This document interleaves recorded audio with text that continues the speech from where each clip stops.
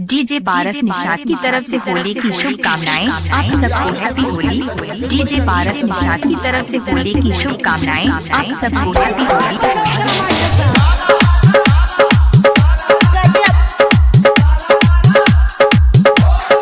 DJ Paras Nishad Paras Nishad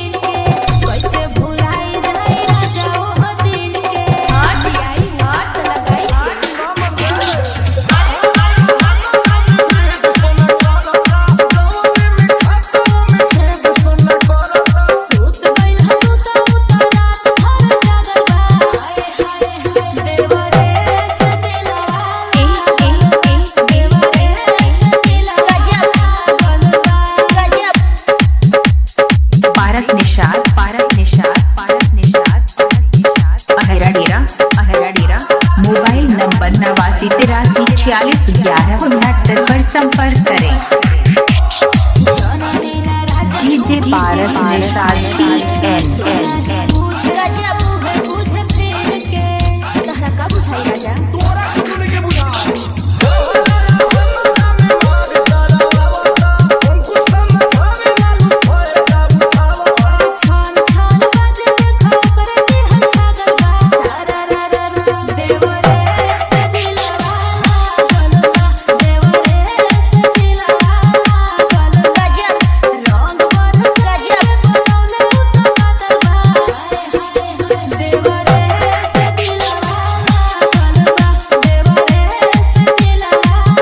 Nishad Paras Nishad